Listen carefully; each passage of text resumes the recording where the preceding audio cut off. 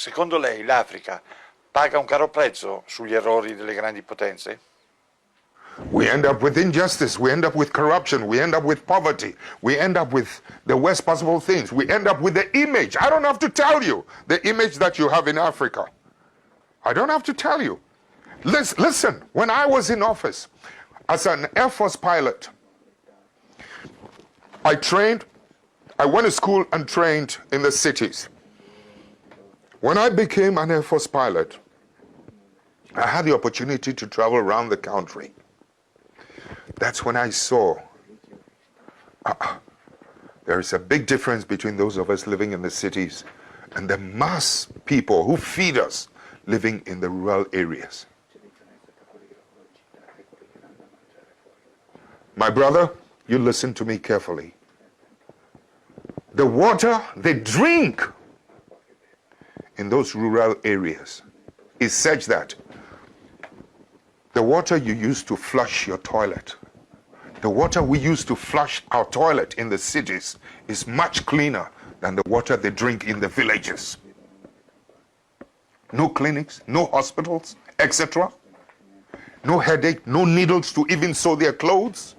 That's when I began to see the parasitic relationship between our cities and this thing. I mean, I've seen too much injustice in my country when I decided enough was enough. When some of us began to decide that something has to be done about it. When we emerged into political office, you know something? Electricity used to be limited to only 27% of the country. In the shortest possible time, we were able to, with Italian assistance, we were able to extend electricity from 27 to almost 87% of the rest of the country. We were able to extend roads. The infrastructure was improved every part of the country. I mean, it was beautiful. I mean, the energy now goes to every part of the village.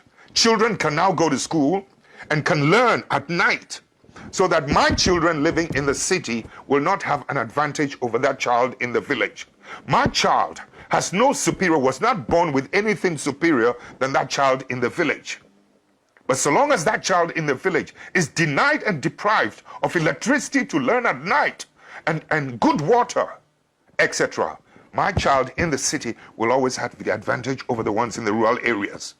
I've been to school where rural students were doing better with the passage of time than those of us in the cities. Please, I know the potential of humanity.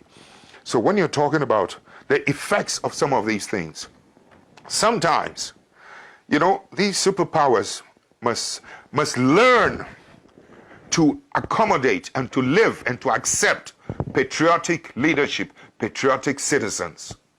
Too often, they're happier with people who are not patriots. But you in Europe, excuse me, don't get angry, you never seem to know the role that some of your bad businessmen, you have good businessmen, and I respect them, but some of your bad businessmen are always doing bad things on our continent. And it's our people who suffer. This kind of thing must stop. Your governments must begin to wake up to help us, to help to police and to maintain the integrity of economic policies and economic practices in my country. Your country must help us to protect the judiciary in my country. Your country must help us to police and to monitor and to protect the political integrity in our continent.